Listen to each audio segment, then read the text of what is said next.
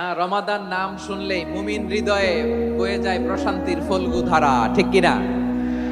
একটা আনন্দ, একটা উচ্ছ্বাস আমাদের হৃদয়ের মধ্যে চলে আসে। রমাদান সাইয়্যিদুশ শুহুর, 12 মাসের মধ্যে সবচাইতে শ্রেষ্ঠতম মাস রমাদান আল মুবারক আসছে। আত্মশুদ্ধির মাস, আত্মসংশোধনের মাস, শুদ্ধাচারের মাস, নিজেকে আলোকিত করবার মাস, ঠিক কিনা বলেন? আমাদের মধ্যে কোনো অনুভূতি কাজ করে না। হায় রে দুর্ভাগা মুসলমান। আমার প্রিয় ভাইরা, আপনি পৃথিবীতে যত ইবাদত করেন সব ইবাদতের সওয়াব নির্ধারিত, এটা পাবেন বা ওইটা পাবেন, এই সওয়াব জান্নাতে, এই বাড়ি ওই বাড়ি। শুধু সিয়ামের সওয়াবটা অনির্ধারিত। কুল্লু আমালি ইবনে আদম ইউদাআফ আল হাসানাতু আশরু আমসালিহা ইলা 700 দি'ফিন ইল্লা সাওম। সব নেক আমলের সওয়াব বাড়তে বাড়তে 700 গুণ, কিন্তু রোজা ছাড়া। রোজার সওয়াব কি হবে? বান্দা খালি রোজা রাখে, ফেরেশতারা কিছু লিখতে পারে না আমলনামায়, কারণ আল্লাহ বলে এটা কিছু লিখিস না, কারণ as-সাওমুলি, এই রোজা রাখছে আমার জন্য, ওয়া আনা আজজি বিহি, এই রোজার সওয়াব, প্রতিদান, অ্যাওয়ার্ড এটা কিয়ামতের দিন আমি আল্লাহ নিজ হাতে দেব, নিজ হাতে দেব। আরেক বর্ণনায় এসেছে ওয়া আনা উজজাবি, আমি আল্লাহ নিজেই হয়ে যাব রোজার প্রতিদান। সুবহানাল্লাহ পড়েন। আবার আল্লাহর হাবিব বলেন ইন্না ফিল জান্নাতি সামানিয়াতু আবওয়াব, জান্নাতের দরজা মোট 8টা। ফিহা বাবুন ইউসাম্মা আর-রায়্যান, 8টা দরজার মধ্যে স্পেশাল একটা দরজা আছে, ওই দরজাটার নাম হলো আর-রায়্যান। রায়্যান দরজা, লা ইয়াদখুলুহু ইল্লা সাইমুন, রোজাদাররা ছাড়া কেউ ওই রায়্যান দরজা দিয়ে জান্নাতে ঢুকতে পারবে না। শুধু রোজাদারদের জন্য ওই দরজাটা খোলা থাকবে। দরজাটার নাম আর-রায়্যান। এই লাখো জনতা আওয়াজ করলে এই আওয়াজ হয়। বলেন, রোজাদারদের জন্য জান্নাতে স্পেশাল যে লাল গালিচার সংবর্ধনা এন্ড স্পেশাল এন্ট্রি, ওই দরজাটার নাম কি? আর-রায়্যান শব্দটা কেমন লাগে? ভালো লাগে। অনাগত সন্তান যদি কারো আসে, ছেলে সন্তান, নাম রেখে দিয়েন আর-রায়্যান। পারবেন? আমাকে সবাই ধরে রাস্তা ঘাটে, বাসায়, অফিসে, আদালতে, এয়ারপোর্টে ধরলে, হুজুর আমার একটা ছেলে হবে 2 মাস পর, একটা নাম দেন। চাপাই নবাবগঞ্জ বাসীর জন্য আমি একটা নাম দিয়ে গেলাম। সামনের 2-3 মাসে, 4 মাসে, 6 মাসে যাদের ছেলে সন্তান হতে পারে বলে মনে করেন, যদি পছন্দ হয় নামটা, নাম রেখে দিয়েন রায়্যান। কি নাম? লা ইয়াদখুলুহু ইল্লা সাইমুন, রোজাদাররা ছাড়া কেউ ঢুকতে পারবে না। মান দাখালাহু লাম ইয়াযমা আবাদা, একবার যে এই গেট দিয়ে ঢুকবে, he will never be thirsty again, তার গলা থেকে চিরকালের জন্য আল্লাহ তৃষ্ণা মিটায় দিবে। আমরা এই রায়্যান দরজা দিয়ে সেদিন জান্নাতে ঢুকতে চাই কি চাই না? আমার প্রিয় ভাইরা, প্রতি রাতে রমাদানে আল্লাহর ফেরেশতারা আহ্বান জানায়, ইয়া বাগিয়াল খাইরি আকবিল, ইয়া বাগিয়াশ শাররি আকসির, হে কল্যাণের পথের যাত্রী, আকবিল, প্রসিড, আরো ইবাদত করো, আগাও আগাও, আরো জান্নাতের নাজ নেয়ামত কামাও। হে অকল্যাণের পথের যাত্রী, আকসির, স্টপ স্টপ, অনেক হয়েছে। আন্না, এই রমাদান এটা পাপের মাস নয়, এটা ইবাদত করে জান্নাত কামানোর মাস। চিল্লায় বলো ঠিক কি না? ওয়ালিল্লাহি উতাকাউ মিনান নার ওয়া যালিকা কুল্লা লাইলা, প্রতি রাতে, রমাদানের প্রতি রাতে আল্লাহ তাআলা এরকম লাখো বনি আদমকে মাফ করে দেওয়ার ঘোষণা দেয়, নাজাতের ঘোষণা দেয়। আমরা আল্লাহর পক্ষ থেকে মাফ, নাজাত চাই কি চাই না? আমরা যদি নাজাত পেয়ে যাই, আর কিছু চাই? কথা বলে না। আমাদের নাজাত লাগবে। আওয়াজ করে বলেন তো কি লাগবে? আর কিছু যে চাই না আমি, চাই গো নাজাত, আল্লাহ তোমার কাছে আমার এই মুনাজাত।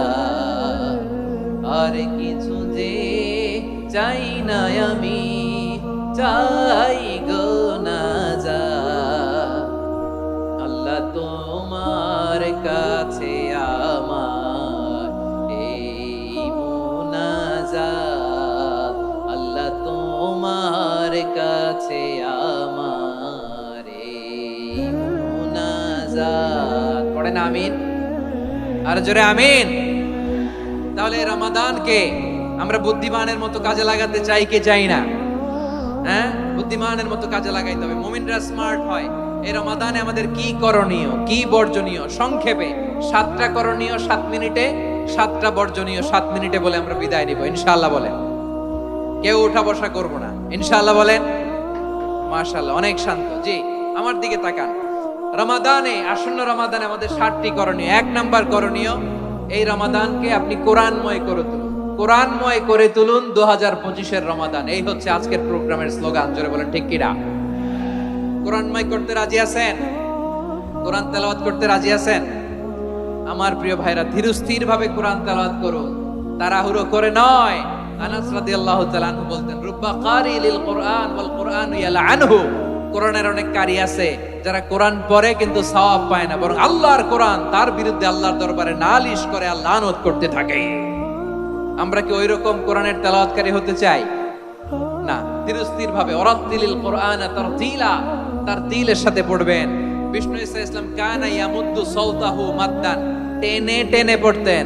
আলহামদুলিল্লাহি রাব্বিল আলামিন আর রহমানির রহিম মালিকি ইয়াউমিদ্দিন ইয়্যাকা না'বুদু ওয়া ইয়্যাকা নাস্তাঈন ইহদিনাস সিরাতাল মুস্তাকিম صراط الذين أنعمت عليهم غير المغضوب عليهم ولا الضالين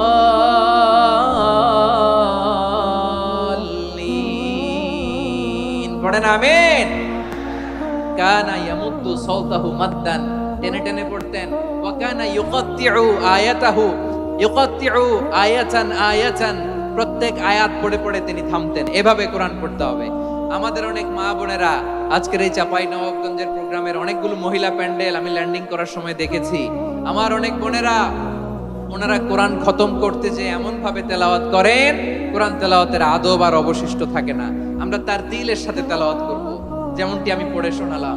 বিষ্ণু ইসলাম প্রতি আয়াত শেষে থামতেন, টেনে টেনে পড়তেন, তার দিলের সাথে পড়তেন, সুর করে পড়তেন। মানলাম ইয়াতাগান্না বিল কুরআন ফালাইসা মিন্না, যে সুর করে কোরআন পড়ে না সে আমার উম্মত হতে পারে। যাইনুল কুরআন বিআসওয়াতিকুম, বিষ্ণু বলেন সুর করে কোরআন পড়বা। অনেকে কোরআনের খতম তুলবার জন্য কোরআনরে একেবারে খতম করে দেয়, এরকম আছে না নাই? কোরআনের খতম তোলার জন্য কোরআনরে কি করে? একেবারে খতম করে দেয়। না, আপনি ধীরস্থির ভাবে পড়ে যদি খতম দিতে পারেন মাশাআল্লাহ, না পারলে যতটুকু পারেন পড়বেন। এরপর অনুবাদ পড়ার চেষ্টা করবেন, তাফসীর পড়ার চেষ্টা করবেন। আপনাদের জন্য এক অনন্য উপহার রয়েছে আমার পক্ষ থেকে, এক নজরে কোরআন। 114 সূরার সারমর্ম, সার নির্যাস আমরা নিয়ে এসেছি এখানে বাংলা ভাষায়। আমার জানা মতে খুব সম্ভবত এই প্রথম কাজ কেউ করে নাই। আরবিতে পাবেন এরকম অনেক বই, ইংরেজিতে কিছু কাজ আমরা দেখেছি, কিন্তু বাংলায় পাবেন না। এত চমৎকার ভাবে আমরা সূরাগুলোর সারমর্ম, সার নির্যাস তুলে ধরার চেষ্টা করেছি।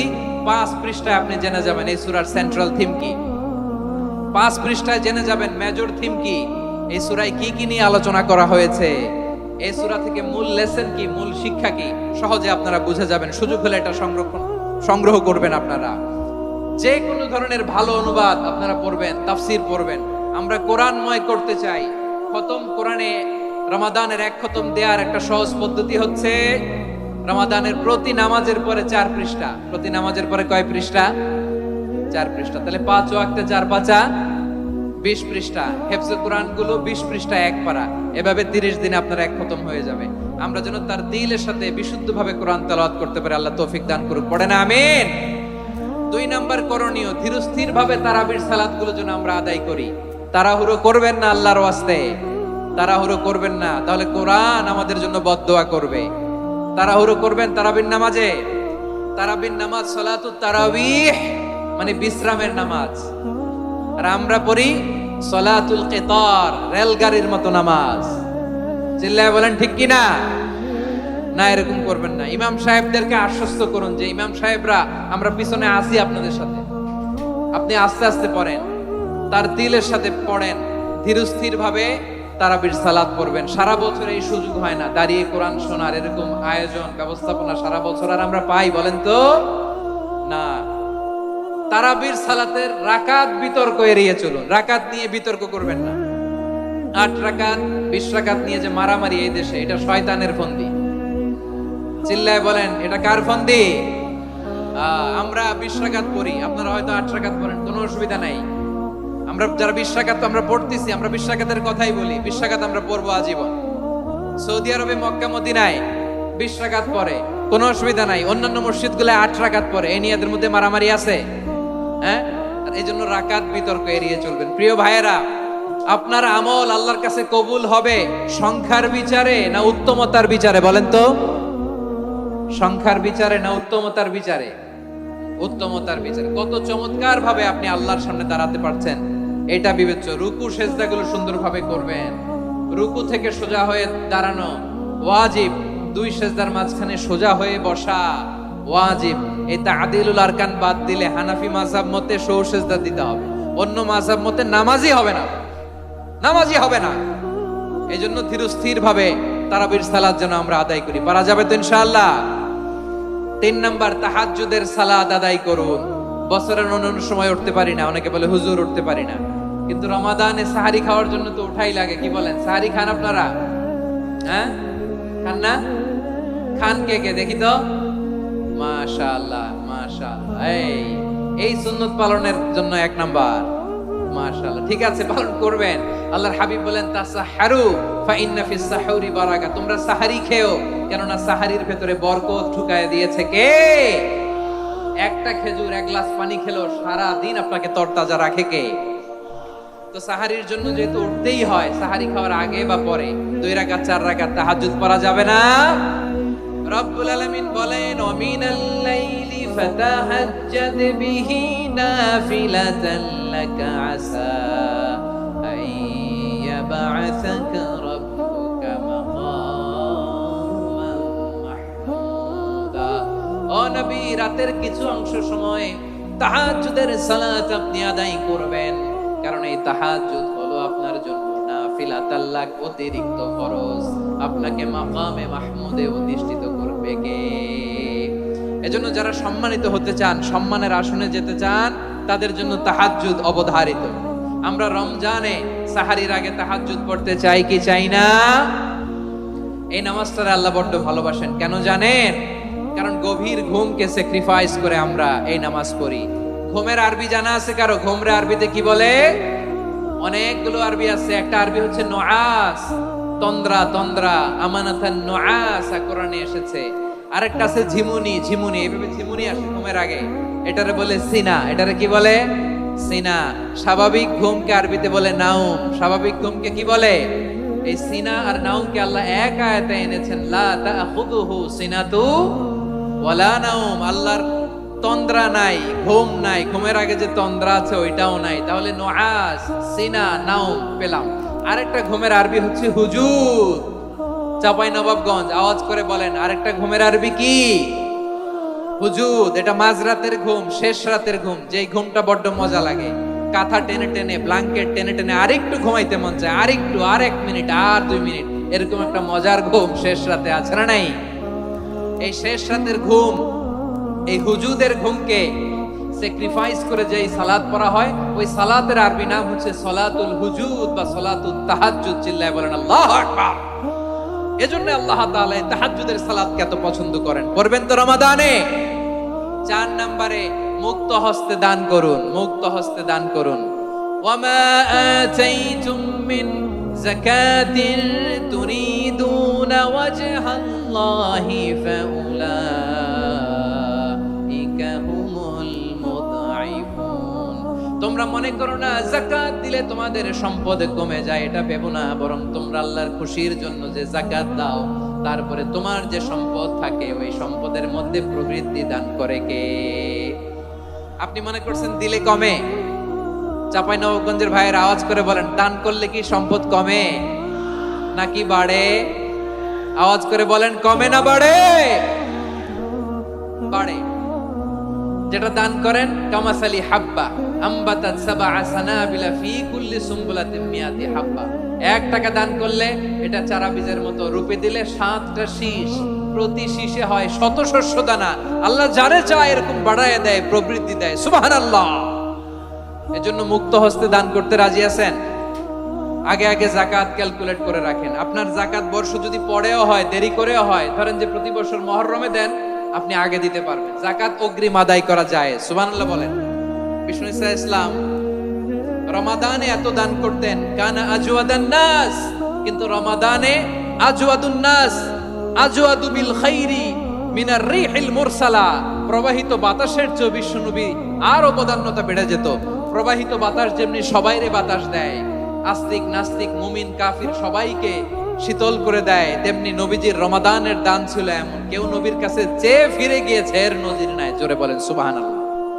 রমাদানে দান করব, ইফতার শেয়ার করব, কাউকে ইফতারি করালে সারাদিন রোজা রেখে তার যে সওয়াব, আপনি ইফতার করানোর কারণে আপনার আমলনামায় ওই সওয়াব আল্লাহ ঢুকায় দিবেন। পড়েন সুবহানাল্লাহ। সাহাবারা বললেন, নবী আমরা গরিব মানুষ, ইফতারি খাওয়ানোর পয়সা নাই। আল্লাহর হাবিব বললেন, ওয়ালাউ বিমাজকাতি লাবান, এক ঢোক দুধ, ওয়ালাউ বিতামরা, একটাও খেজুর, ওয়ালাউ বিশারবাতি মা, এক ঢোক পানি খাইয়েও যদি কারো রোজা ভাঙাও, তারপরে ওই সওয়াব তোমার আমলনামায় দিবে কে? তাহলে মুক্ত হস্তে দান করুন, 4 নাম্বার। 5 নাম্বার হচ্ছে কদর তালাশ করুন, রমজানের সবচেয়ে দামি সময়। বিষ্ণু বলেন, মান হুরিমা খাইরাহা ফাকাদ হুরিম, যে কদর মিস করলো সে সব মিস করলো, হি ইজ দ্য লুজার।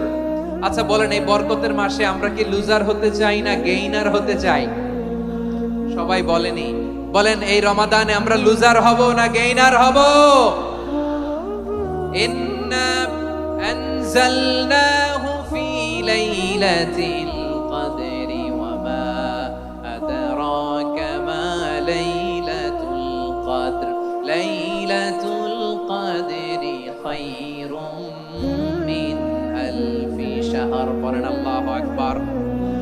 লাইলাতুল কদরি খায়রুম মিন আলফি শাহর, 1000 মাসের চেয়েও সেরা।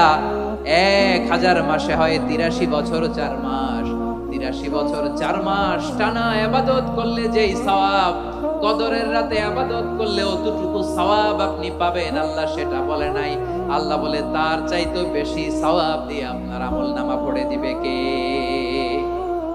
কদর যেন মিস না হয়। 21, 23, 25, 27, 29 নাকি খালি 27? আপনারা কি খালি 27? হ্যাঁ,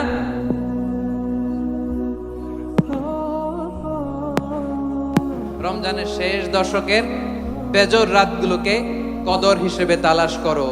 আল্লাহর হাবিব সাল্লাল্লাহু আলাইহি ওয়াসাল্লাম শেষ 10 দিন টানা ইবাদত করতেন, টানা ইবাদত। ইদা জাআল আশরু আহিয়াল লাইলা আইকাদা আহলা ওয়া জাদ্দা ওয়া শাদ্দাল মিজার, সারা রাত জেগে ইবাদতের নজির নবীজির নাই, শুধু রমজানের শেষ দশক ছাড়া। সুবহানাল্লাহ বলেন। নিজেও ঘুমাতেন না, ফাতেমা রাদিয়াল্লাহু তাআলা আনহু, আলী রাদিয়াল্লাহু তাআলা আনহু কাউকে ঘুমাতে দিতেন না, সবাইকে জাগিয়ে তুলতেন। আমরা সারা রাত জেগে ইবাদত করব, রাজি আছেন তো? কদর যেন আমাদের মিস না হয়। আজকে থেকেই ক্যালেন্ডারে মার্ক করে রাখেন, সব কাজ পেছনে ফেলে, সব ব্যস্ততাকে পেছনে ফেলে ইবাদতের জন্য আমরা প্রস্তুত থাকবো কদরের রাতে। কোনোভাবে কদর যেন আমাদের মিস না হয়, ইনশাআল্লাহ। বলেন তো সবাই। 6 নম্বরে পারলে ইতিকাফ করবেন। আল্লাহর হাবিব সাল্লাল্লাহু আলাইহি ওয়াসাল্লাম প্রতি বছর 10 দিন ইতিকাফ করতেন। যে বছর ইন্তেকাল করবেন সে বছর 20 দিন ইতিকাফ করেছেন। আপনি বলবেন, হুজুর ইতিকাফ না করলে সমস্যা কি? আমার নবী একটা ইবাদত সারা জীবনেও ছাড়ে নাই, আর আপনি জীবনে একবারও করেন নাই। এবার হিসাব আপনার কাছে, হিসাব আপনার কাছে। না পারলে অন্তত রাত্রি বেলাগুলো মসজিদে কাটাবেন। পারবেন তো ইনশাআল্লাহ? সব শেষে শিশু এবং নারীদের ব্যাপারে বিশেষ খেয়াল রাখবেন। শিশুদের রমাদানের ব্যাপারে উৎসাহ দেন, তাদের প্রস্তুতি নেওয়া, তাদেরকে রোজা রাখতে দিবেন। আমার ভাইয়েরা এবং বোনেরা, পর্দার আড়ালে মায়েদেরকে বলবো, চাপাই নবাবগঞ্জের মায়েরা, 1 দিন 2 দিন না খেয়ে থাকলে আপনার ছেলে মেয়ে মারা যাবে না, ঠিক কিনা বলেন? ওদেরকে উৎসাহিত করেন, ওদের ছোট্ট যারা রাখতে দেন, বলেন যে বাবা সকাল থেকে দুপুর পর্যন্ত না খেয়ে থাকলে তোমার অর্ধেক রোজা, এরকম 2 দিন অর্ধেক মিলে তোমার 1 রোজা। এরকম আমি কত রোজা রাখছি ছোটবেলায় কোনো হিসাবই নাই। আমার দাদি বলতো সকাল থেকে না খেয়ে দুপুর 12টা পর্যন্ত রাখলে নাকি অর্ধেক হয়, এরপরের দিন অর্ধেক, 2 অর্ধেক মিলে 1 রোজা। এটাতে আসলে রোজা হয় না, কিন্তু তাকে উৎসাহ দেয়া। ইফতার প্রোগ্রামগুলোতে নিবেন আমাদের বাচ্চাদেরকে, দেখবেন যে ওর ক্ষুধা লাগতেছে, খায় না, কারণ কেউ খায় না। একজন আজান দিচ্ছে, সবাই খেজুর নিয়ে ইফতার করতেছে। এই দৃশ্য, এই ট্র্যাডিশন, এই ইবাদত, এই তারবিয়া ওর আগামীর জীবনটাকে সুন্দর করবে। চিল্লায় বলেন ঠিক কি না? এভাবে আগামীর প্রজন্মকে আমাদের গড়তে হবে। শিশুদের রোজার ব্যাপারে প্রস্তুতি নিন, উৎসাহ দিন। আর নারীদেরকে কষ্ট দিবেন না। সারা দিন পেঁয়াজু, আলুর চপ, বেগুনি, পাকোড়া, ছোলা, মুড়ি, শরবত, রুয়াবজা আছে না নাই? বানাতে বানাতে আমাদের বোনেরা কাহিল হয়ে যায়, আর তারাবি পড়তে পারে না, ইবাদত করতে পারে না। আমরা যেন আমাদের বোনদের প্রতি ইহসান করি। পারবেন তো সবাই? এই 60টি করণীয়, 60টি বর্জনীয়। 1 নাম্বার, বিলম্বে ইফতার করবেন না কখনো। 1 নাম্বার, দেরি করে ইফতার করা নিষিদ্ধ। ইহুদিরা দেরি করে ইফতার করে। লা ইয়াজালুন নাসু আলা খাইরিন মা আজ্জালুল ফিতরা। বিশ্বনবী বলেছেন, এই উম্মত যতদিন আগে আগে ইফতার করবে, এই উম্মতের কপাল থেকে কল্যাণ কেউ ছিনিয়ে নিতে পারবে না। চিল্লায় বলেন ঠিক কি না? আজানের জন্য বসে থাকবেন না, সময় দেখবেন। স্থানীয় সময় যখন সূর্যাস্ত হওয়া মাত্রই বিসমিল্লাহ, খেজুর খেয়ে ফেলবো। পারবেন তো নাকি দেরি করবেন? 2 নাম্বার, রমাদানের পবিত্রতা বজায় রাখবো। কোনো তর্ক বিতর্ক অশ্লীলতায় আমরা জড়াবো না, ঝগড়া করবো না, সরাসরিও না, ফেসবুকেও না। করবেন? কেউ গালি দিলে বলবেন ইন্নী ইমরুউন সায়েম, আমি রোজাদার। আল্লাহর হাবিব শিখিয়েছেন, কেউ যদি তোমার গালি দেয়, কটু কথা বলে, অশ্লীল কথা বলে, রমজানে তুমিও বলতে পারবে না। তুমি বলতে পারবা ইন্নী ইমরুউন সায়েম, আমি রোজাদার। আজকে থেকে নিয়ত করেন, রমজানে কেউ গালি দিলে আপনি একটা গালি দিবেন নাকি? কি বলবেন? রোজাদার, রমজানের পবিত্রতা আমি ভঙ্গ করতে পারবো না। অশ্লীল নাটক, সিনেমা আমরা দেখবো না। ব্যাড হ্যাবিট থাকলে রমাদানে এটা ছাড়ার মহা সুযোগ। স্মোকিং এর অভ্যাস আছে অনেকের, ঠিক কিনা? চাঁপাইনবাবগঞ্জে আপনারা স্মোকিং করেন? হ্যাঁ, না না আমরা করি না। বলেন করি না। করবেন না কেউ। যদি কারো থাকে, কে করে হাত তোলালাম না আমি। এই রমাদানে এই স্মোকিং হ্যাবিট থেকে আমরা বেরিয়ে আসবো, ঠিক কিনা বলেন? 3 নাম্বার, আমরা মিথ্যা বলবো না। বিশ্বনবী বলেন, মান লাম ইয়াদা কাওলা যুরি ওয়াল আমালা বিহি ফালাইসা লিল্লাহি হাজাতুন ফি আইয়াদা তাআমাহু ওয়া শারাবা। যে রমজানে মিথ্যা কথা, মিথ্যা কাজ, মিথ্যা সাক্ষী ছাড়তে পারে নাই, তার না খেয়ে থাকা, উপবাস থাকা দিয়ে আল্লাহর কিছু যায় আসে না। এজন্য মিথ্যার সাথে আমাদের কোনো সম্পর্ক আছে? মিথ্যা বলবো না। 4 নাম্বার, অপচয় করব না। ইন্নাল মুবাযযিরিনা কানু ইখওয়ানাশ শায়াতিন ওয়া কানা শাইতানু লিরাব্বিহি কাফুরা। অপচয়কারী শয়তানের ভাই। আচ্ছা, যে শয়তানের ভাই ও নিজেও আরেকটা কি? শয়তান। যে শয়তানের ভাই ও নিজেও আরেকটা কি? অপচয় করব না। ইফতারি করতে যে আমরা অনেকে অপচয় করি, এগুলো করবেন আপনারা? না, অপচয় করব না। শাহরু রমাদানাল্লাযী উনজিলা ফীহিল কুরআনু হুদাল লিন্নাস ওয়া বাইনাতিম মিনাল হুদা ওয়াল ফুরকান। আল্লাহ বলেন, রমাদান এমন একটা মাস যে মাসে কোরআন নাজিল করা হয়েছে। আর এই কোরআন হচ্ছে বিশ্ব মানবের জন্য পথ নির্দেশিকা, হেদায়েতের সুস্পষ্ট বর্ণনা এবং সত্য মিথ্যা পৃথক করার আসমানি মানদণ্ড রূপে জামিনে আমাদের জন্য কোরআন নাজিল করেছে কে? আওয়াজ করে বলেন তো, আল্লাহর নাজিল করা এই কোরআনে কোনো ভুল আছে? সবাই বলেন নাই। সবাই বললে এতটুকু আওয়াজ হয়, আমি বিশ্বাস করি না। গলা ছেড়ে দিয়ে বলেন, আল্লাহর নাজিল করা এই সর্বশেষ আসমানি কিতাব আল কোরআনে কোনো ভুল আছে? সন্দেহ আছে? সংশয় আছে? বিয়ন্ডলেস, বাউন্ডলেস, বটমলেস এমন কিতাব যেটা পড়ে গবেষণা করে এর তথ্য, উপাত্ত, ইনফরমেশন, লেসন নিয়ে শেষ করা যায় না। সুবহানাল্লাহ। আল্লাহ বলেন, এই কোরআনকে আমি রমাদানে নাজিল করেছি, যেটা বিশ্ব মানবের জন্য পথ নির্দেশিকা। এতে আছে হেদায়েতের সুস্পষ্ট বর্ণনা আর সত্য মিথ্যা পার্থক্য করার মানদণ্ড, কোনটা সত্য কোনটা মিথ্যা, এটা কোরআন দিয়ে ডিফারেন্সিয়েট করা যায়। কোরআন হচ্ছে ফুরকান, to differentiate between right and wrong. কোনটা সত্য, কোনটা মিথ্যা, কোনটা ভুল, কোনটা নির্ভুল, এটা কোরআন দিয়ে যাচাই করা যায়। চিল্লায় বলেন ঠিক কিনা? এজন্য এই কোরআন দিয়ে আমাদের জীবন সাজাতে হবে। কোরআন দিয়ে জীবন না সাজালে জীবন আলোকিত হয় না। কোরআন দিয়ে পরিবার না সাজালে পরিবার আলোকিত হয় না। কোরআন দিয়ে সমাজ না সাজালে সমাজটা শান্তিময় হয় না। শুধু দুর্নীতি দমন কমিশন দিয়ে দুর্নীতি বন্ধ করা যায় না। কোরআনের আইন বাস্তবায়ন করা ছাড়া এই সমাজ থেকে দুর্নীতি বন্ধ করা যাবে না। চিল্লায় বলো ঠিক কিনা? আমার প্রিয় ভাইরা, এই কোরআন নাজিল হয়েছে রমাদান আল মুবারক, এই বরকতময় মাসে। তাই আমাদের উচিত এই মাসে আসন্ন যে রমাদান আল মুবারক, এই রমাদানে কোরআনের সাথে নিজেদের সম্পর্ককে বাড়ানো। আমার প্রিয় চাঁপাইনবাবগঞ্জের ভাইয়েরা, আমরা কি আসন্ন রমাদানে কোরআনের সাথে আমাদের অ্যাটাচমেন্ট সম্পর্ক বাড়াতে চাই? চান সবাই? আপনি কি জানেন কোরআন নিয়ে কোন ফেরেশতা পৃথিবীতে এসেছিল? জানেন ফেরেশতার নাম কি বলেন তো? জিবরিল আলাইহিস সালাম। একটু খেয়াল করে শুনেন, কান দুটো খরগোশের কানের মতো খাড়া করে আমার দিকে তাকান। সাইয়েদনা জিবরিল কোরআন নিয়ে এসেছেন, ফলে উনি হয়েছেন শ্রেষ্ঠ ফেরেশতা। বিশ্ব নবীর উপর কোরআন নাজিল হয়েছে, তাই তিনি হয়েছেন শ্রেষ্ঠ নবী। রমাদানে কোরআন নাজিল হয়েছে, তাই রমাদান হয়েছে শ্রেষ্ঠ মাস। কদরের রাতে কোরআন নাজিল হয়েছে, তাই কদর হয়েছে শ্রেষ্ঠ রাত। আমরাও যদি কোরআনের সাথে সম্পর্ক বাড়াই, আমাদের মর্যাদাও এরকম, আমাদেরকেও শ্রেষ্ঠ মানুষ বানায় দিবে কে? এজন্য কোরআনের সাথে সম্পর্ক বাড়াইতে রাজি আছেন তো? যারাই কোরআনের সাথে সম্পর্ক বাড়ায়, এদের মর্যাদা বাড়ায় দেয় কে? দেখবেন আমাদের হাফেজে কোরআন, তারা ইন্টারন্যাশনাল কোরআন কম্পিটিশনে যে গোটা বিশ্বকে পেছনে ফেলে প্রথম পুরস্কার নিয়ে আসে। এত ছোট ছোট বাচ্চা, ও সমাজ বোঝে না, রাজনীতি বোঝে না, টাকা পয়সা বোঝে না, কিচ্ছু বোঝে না, কিন্তু গোটা বিশ্বে ওকে সম্মানের চেয়ারে আসীন করেছে কে? এই কোরআনের সাথে লাগলে আল্লাহ তাআলা সম্মান বাড়িয়ে দেয়। আমার প্রিয় ভাইয়েরা, আসুন আমরা শুরুতেই, আলোচনার শুরুতেই শপথ নেই যে আসন্ন রমাদানে আমরা কোরআনের সাথে নিজেদের সম্পর্ককে মজবুত করব ইনশাআল্লাহ। সবাই বলুন ইনশাআল্লাহ। শাবান মাস আসলে, রজব মাস আসলে সাহাবারা কি করতেন? আসুন আমরা দেখি কিভাবে তারা রমাদানকে ওয়েলকাম জানাতেন। রজব শাবান আসলেই ওনারা রমাদান পর্যন্ত পৌঁছার আকুতি, আগ্রহ আর ফরিয়াদ আল্লাহর কাছে জানাতেন আর বলতেন, ইয়া আল্লাহ, রমজান পর্যন্ত আমাদের হায়াত বাড়িয়ে দাও। আল্লাহুম্মা বাল্লিগনা রমাদান, আল্লাহ তুমি রমজান পর্যন্ত আমাদের পৌঁছে দাও। আল্লাহুম্মা বারিক লানা ফি রজব ওয়া শাবান ওয়া বাল্লিগনা রমাদান, আল্লাহ রজব শাবানে বরকত দাও, আল্লাহ রমজান পর্যন্ত তুমি আমাদেরকে পৌঁছে দাও। আওয়াজ করে পড়েন আমিন।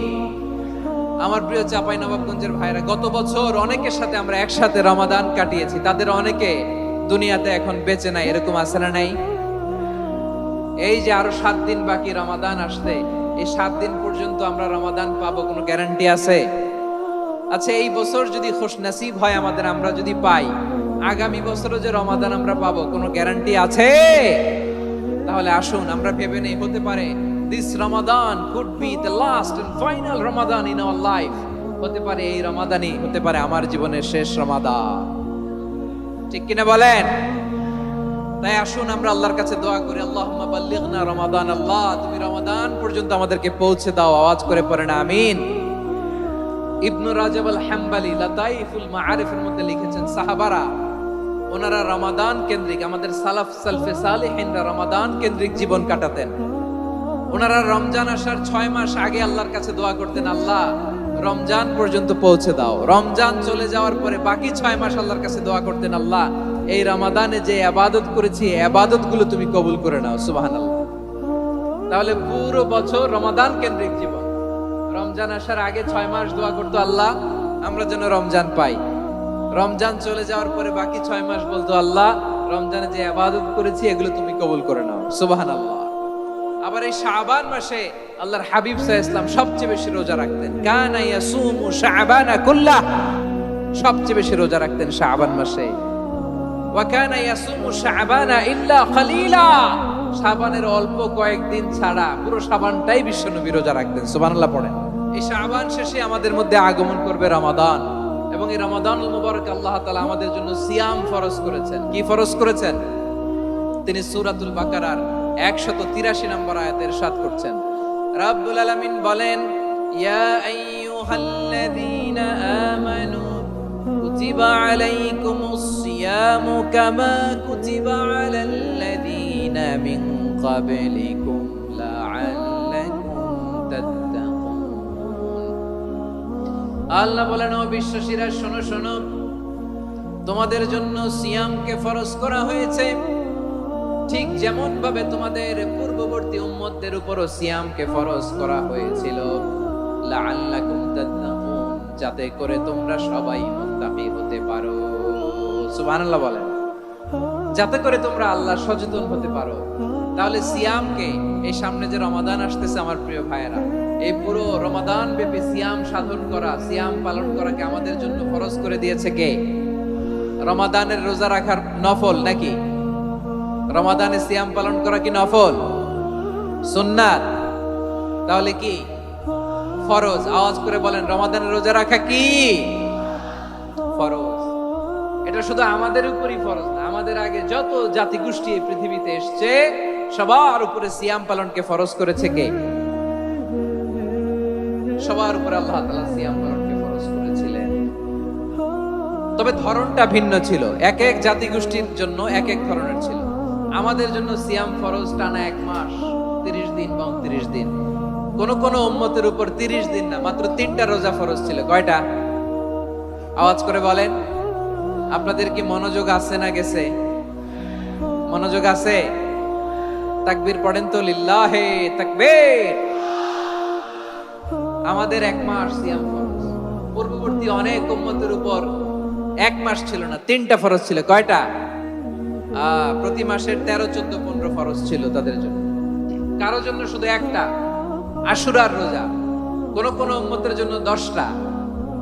কোন কোন উম্মতের জন্য রোজা ফরজ ছিল মৌনতার রোজা, আরবিতে বলে সওমুল ইনসাত, মানে সারাদিন খেতে পারবে, পান করতে পারবে, স্ত্রীর সাথে মেলামেশা করতে পারবে, কিন্তু কথা বলতে পারবে না। কথা বললেই তাদের রোজা ভেঙে যেতে। পড়েন সুবহানাল্লাহ।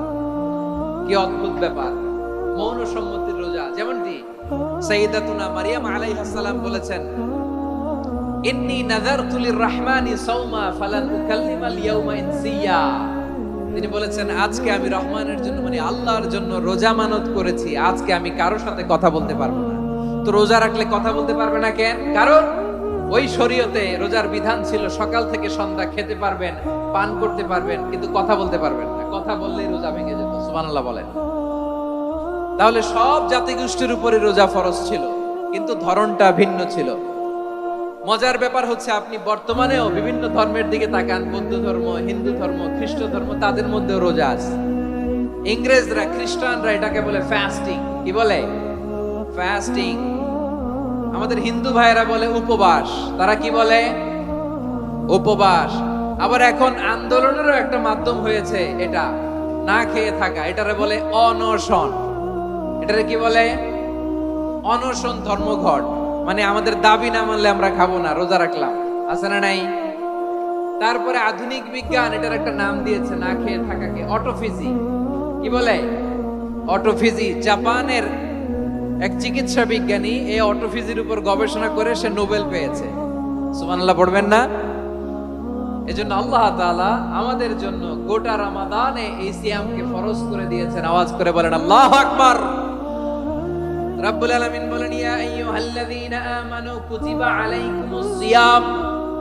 সিয়ামকে তোমাদের উপরে ফরজ করা হয়েছে, কামা কুতিবা আলাল্লাযীনা মিন ক্বাবলিকুম, যেমনি তোমাদের পূর্ববর্তীদের উপর রোজা ফরজ করা হয়েছিল, লাআল্লাকুম তাত্তাকুন, যাতে করে তোমরা আল্লাহ সচেতন হতে পারো, যাতে করে তোমরা মুত্তাকি হতে পারো। লাআল্লাকুম তাত্তাকুন, যাতে করে আমরা আল্লাহ সচেতন হতে পারি, আল্লাহ কনসিয়াসনেস আমাদের মধ্যে গ্রো করে। এটা হচ্ছে রোজার prime objective, the prime objective of সিয়াম। অনেকে জিজ্ঞেস করলে অনেকে বলে রোজার মূল উদ্দেশ্য হচ্ছে না খেয়ে থাকা। না। অনেকে বলে গরিবদের কষ্ট অনুধাবন করা রোজার উদ্দেশ্য। না। রোজার উদ্দেশ্য কি? সিয়াম পালনের উদ্দেশ্য কি? এটা আল্লাহ তাআলা স্পষ্ট এই আয়াতের পেছনে বলেছেন যে লাআল্লাকুম তাত্তাকুন, যাতে করে তোমরা আল্লাহ সচেতন হতে পারো, আল্লাহ ভীতি তোমাদের মধ্যে গ্রো করে, গড কনসিয়াসনেস, আল্লাহ কনসিয়াসনেস, আল্লাহ সচেতনতা যেন বাড়ে, দ্য সেন্স অফ অ্যাকাউন্টেবিলিটি। আল্লাহর সুপ্রিম কোর্টের কাঠগড়া এই দুনিয়াতে আমি যাই করলাম তার সবকিছু যে পাই টু পাই হিসাব দিতে হবে, এই sense, to enhance the sense that whatever we do Allah is watching me. আপনি যাই করেন কেউ দেখে না, কিন্তু দেখে কে? শুরুতেই তো জিজ্ঞেস করেছিলাম যে কেউ যেটা দেখে না সেটা দেখেন কে?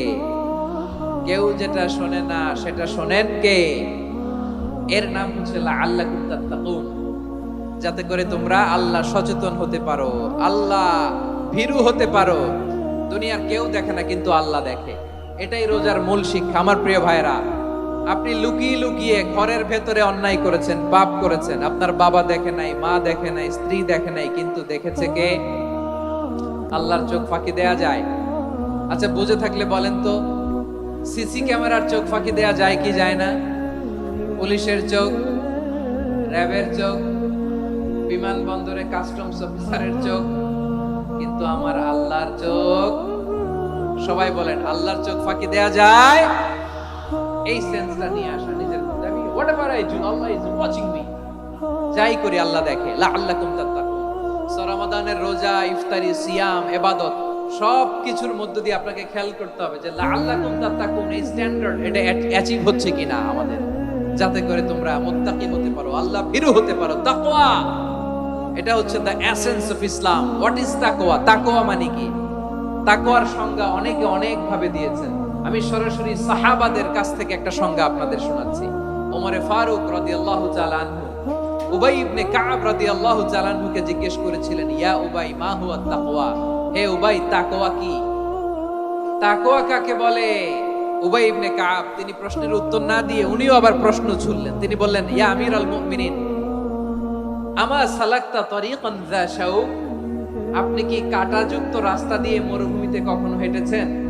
যে রাস্তার চারদিকে ক্যাকটাস, গুলমলতার কাঁটা, হেঁটেছেন? ওমরে ফারুক বললেন, না হেঁটেছি। বালা, হেঁটেছি। কাইফা আমিলতা, কিভাবে হেঁটেছেন? ওমরে ফারুক বললেন, শাম্মারতু ওয়াজতাহাদতু, আমি আমার জামা, জুব্বা আর চাদর আঁটো করে গায়ের সাথে এমন ভাবে মিলিয়ে রেখেছি, এমন সাবধানে হেঁটেছি যাতে করে মরুভূমির ক্যাকটাসের গুলমলতার কাঁটা আমার গায়ে বিঁধে না যায়। উবাই ইবনে কাব বললেন, ফাযালিকা হুয়া তাকওয়া। আরে তাহলে আপনি তো ঠিকই জানেন তাকওয়া মানে কি, এটাই তো তাকওয়া। ওই রাস্তা দিয়ে যেভাবে হেঁটেছেন, পুরো দুনিয়ার জিন্দেগিটা এইভাবে সাবধানে চলার নামই হচ্ছে তাকওয়া। চিল্লায় বলো ঠিক কিনা? এই দুনিয়াতে পাপ পঙ্কিলতা থাকবে, শয়তানির হাতছানি থাকবে, অপরাধ প্রবণতা থাকবে, নফসের খায়েশ থাকবে, অন্যায়ের হাতছানি থাকবে। সব কিছুকে দলে মুচড়ে পেছনে ফেলে সাবধান হয়ে এই দুনিয়ার সিরাতুল মুস্তাকিমের পথে চলতে হবে। যেই রাস্তা শুরু হয়েছে দুনিয়াতে, শেষ হয়ে গিয়েছে আল্লাহর জান্নাতের ভেতরে। চিল্লায় বলেন ঠিক কিনা? আমার প্রিয় চাঁপাইনবাবগঞ্জের ভাইয়েরা, এটার নামই তাকওয়া। উবাই ইবনে কাব বললেন, ও আমিরুল মুমিনিন, ওই কাঁটাযুক্ত গুলমলতার রাস্তার মধ্যে ঠিক যেমনি সাবধান হয়ে আপনি হেঁটেছেন, এই দুনিয়ার বুকে ওই সাবধান হয়ে চলার নাম হলো তাকওয়া। সুবহানাল্লাহ। তাহলে তাকওয়া কারে বলে? আমার চাঁপাইনবাবগঞ্জের কলিজার টুকরা ভাইয়েরা, বুঝতে পারছেন আপনারা?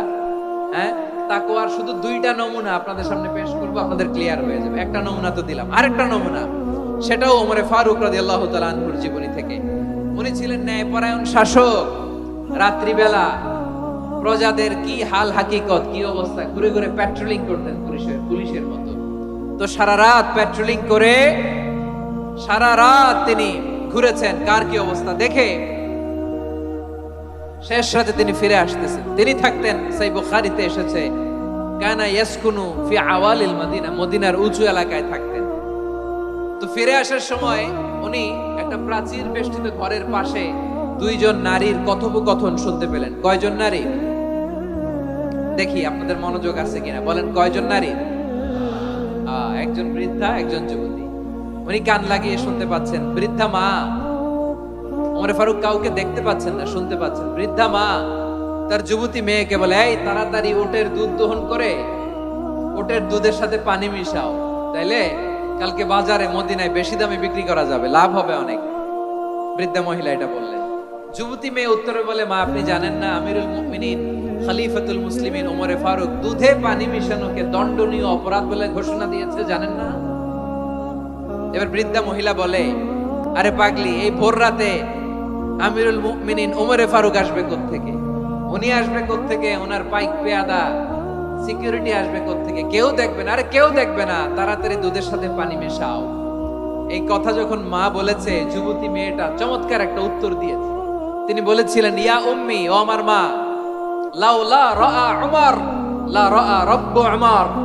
ও আমার প্রিয়তমা মা, আপনি ঠিকই বলেছেন, গভীর রাতে ওটের দুধে পানি মিশালে ওমর দেখবে না, কিন্তু মা খেয়াল রাখবেন, ওমর যদি নাও দেখে, ওমরের রব কিন্তু দেখে। চিল্লায় বলেন ঠিক কিনা? দিস ইজ কল্ড তাকওয়া। লাউলা রাআ উমারু লা রাআ রাব্বু উমর। ওমর দেখে না, কিন্তু ওমরের রব দেখে। চিল্লায় বলেন ঠিক কিনা?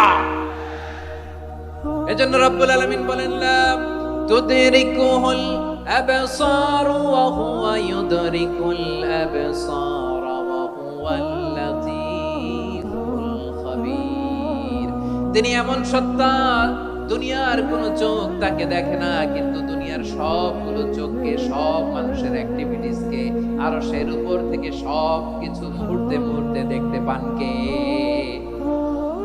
তাহলে তাকওয়া কারে বলে বুঝতে পারছেন? হ্যাঁ, দুনিয়াতে সাবধানে চলার নাম তাকওয়া। কেউ দেখে না, কিন্তু আল্লাহ দেখে। এই সেন্স, এই জবাবদিহিতার ভয়, দ্য সেন্স অফ অ্যাকাউন্টেবিলিটি, এই সেন্স নিজের মধ্যে গ্রো করার নাম হচ্ছে তাকওয়া।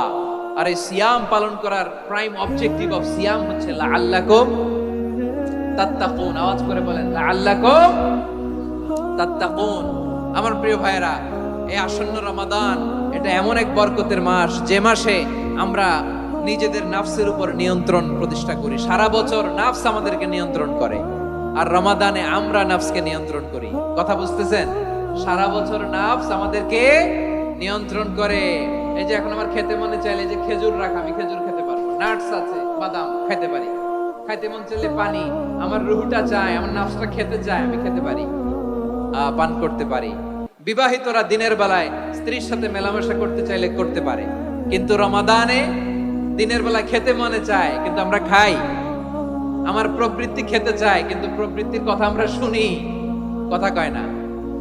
রমজানে খেতে মন চাইলে আমরা খাই, তৃষ্ণায় গলা ফেটে যায়, গলার ছাতি ফেটে যায়, কিন্তু এক ঢোক পানি কি আমরা গিলি? বিবাহিতরা দিনের বেলা স্ত্রীর সাথে কি মেলামেশায় যায় না? তার মানে সারা বছর নফস আমাদেরকে নিয়ন্ত্রণ করে, আর রমাদানে নফসের উপর আমরা নিয়ন্ত্রণ প্রতিষ্ঠা করি। নফসের লাগাম আমরা রমাদানে টেনে ধরে। চিল্লায় বলেন ঠিক কি না? এজন্য আমার প্রিয় ভাইয়েরা, নফসের উপর নিয়ন্ত্রণ নিতে চাইলে রমাদানের রোজার কোনো বিকল্প নাই। এটা এমন মাস যে মাসের ফজিলতেরও কোনো শেষ নাই। এই মাসকে বলা হয় দ্য মান্থ অফ হোপ। এটা আশা জাগানিয়া মাস। রমজানের কথা শুনলে আশা জাগে না হৃদয়ে? হ্যাঁ, ইদা জা রমাদান ফুতিহাত আবওয়াবুস সামা ওয়া গুল্লিকাত আবওয়াবু জাহান্নাম ওয়া সুফিদাতিশ শায়াতিন। রমাদান আসলে আকাশের দরজাগুলো খুলে দেয়া হয়, মানে জান্নাতের। জাহান্নামের দরজাগুলোকে লক করে দেয়া হয়, শয়তানকে চেইন আপ করা হয়। ইবাদত করলে শুধু করতেই মনে চায়। চিল্লায় বলেন না সুবহানাল্লাহ। রমজানে ইবাদতে যেই মজা পাওয়া যায়, সারা বছর অন্য কোনো মাসে এই মজা আপনি পান? আমার চাঁপাইনবাবগঞ্জের ভাইরা আওয়াজ করে বলেন না, রমজানে ইবাদতে যেই মজা অন্য মাসে এটা পান? কারণ রমজানে ইবাদত করলে সওয়াবও বেশি, ইবাদতের একটা পরিবেশ থাকে, ঠিক কিনা বলেন? অন্য মাসে ইবাদত করলে এর সওয়াব পাওয়া যায় গাণিতিক হারে, রমজানে ইবাদত করলে সওয়াব বাড়তে থাকে জ্যামিতিক হারে। সুবহানাল্লাহ কইবেন না? অন্য মাসে সওয়াব বাড়ে গাণিতিক হারে, রমাদানে ইবাদত করলে সওয়াব বাড়ে কিভাবে জ্যামিতিক হারে বাড়ে দেখেন। রমাদানে একটা নফল করলে ফরজের সমান সওয়াব, একটা ফরজ করলে 70 থেকে 700 গুণ সওয়াব। রমজানে উমরা করলে হজের সমান সওয়াব। সুবহানাল্লাহ নাই? দ্য মান্থ অফ হোপ, আশা জাগানিয়া মাস। এই মাস আমাদেরকে হোপফুল করে, আশাবাদী করে। রমাদান যেমনি দ্য মান্থ অফ হোপ, আশা জাগানিয়া মাস, এট দ্য সেম টাইম এই রমাদান হচ্ছে মান্থ অফ ওয়ার্নিং, একটা ওয়ার্নিং এর মাস। নবী যেমনি আশা জাগাইছে, আবার ওয়ার্নিং দিয়েও গেছে, খবরদার। ওয়ার্নিংটা কেমন? আল্লাহর হাবিব সাল্লাল্লাহু আলাইহি ওয়াসাল্লাম মসজিদে নববীর ভেতরে, হঠাৎ তিনি মসজিদে নববীর মিম্বারে পা রেখে বললেন আমিন। দ্বিতীয় ধাপে পা রেখে বললেন আমিন, তৃতীয় ধাপে পা রেখে বললেন আমিন। সাহাবারা অবাক হয়ে বললেন ইয়া রাসূলুল্লাহ, ইয়া হাবিবাল্লাহ, তিনবার শুধু আমিন আমিন পড়লেন, কেন পড়লেন আমরা কিছু জানি না, আমাদেরকে জানিয়ে দেন কেন আপনি তিনবার আমিন বললেন। রাহমাতাল লিল আলামিন আল্লাহর হাবিব বললেন, ও আমার প্রাণের সাহাবীরা, আমি যখন মসজিদে নববীর মিম্বারের প্রথম ধাপে পা রেখেছি, সাইয়েদনা জিবরিল এসে আমাকে বলেছে, ও নবী, আপনার নাম শুনে যে ব্যক্তি আপনার উপর দুরূদ পড়ে না তার ধ্বংস। আপনি বলেন আমিন। আমি বলেছি আমিন। দ্বিতীয় ধাপে পা রাখার পর সাইয়েদনা জিবরিল বললেন, ইয়া রাসূলুল্লাহ, মাতা পিতাকে বার্ধক্য অবস্থায় পেয়ে তাদের সেবা করে, তাদের সাথে সদাচরণ করে যে সন্তান জান্নাত কামাতে পারলো না, তার জন্য ধ্বংস। আপনি বলেন আমিন। আমি বলেছি আমিন। আবার মিম্বারের তৃতীয় ধাপে ঠিক যখনই আমি পা রাখলাম, সাইয়েদনা জিব্রাইল বললেন, নবী, রমজান মাস পাওয়ার পরে এই মাসে ইবাদত করে যে ব্যক্তি নিজের গুনাহ মাফ করাতে পারলো না, তার জন্য ধ্বংস। আপনি আওয়াজ করে পড়েন আমিন। কত বড় ধমক, কত বড় ওয়ার্নিং দেখছেন, যে রমাদান পেয়েছে কিন্তু রমাদানের ইবাদত করার মধ্য দিয়ে সে নিজেকে জাহান্নাম থেকে মুক্ত বানাতে পারলো না, তার উপর আল্লাহ লানত, তার জন্য ধ্বংস। সাইয়েদনা জিব্রাইল বলেছেন আমিন, স্বয়ং বিশ্বনবীও বলেছেন আমিন। আওয়াজ করে পড়েন নাউযুবিল্লাহ। তাহলে রমজান আসবে আর আমরা নিজেদেরকে জাহান্নামীদের লিস্ট থেকে নাম কাটিয়ে জান্নাতীদের লিস্টে উঠাতে পারবো না। এর চেয়ে বড় হতভাগা কি আর কেউ থাকতে পারে? আওয়াজ করে বলেন। তাহলে রমাদানের এই রহমত, বরকত, মাগফিরাত, ফজিলত আমাদের কামাই করার দরকার আছে না?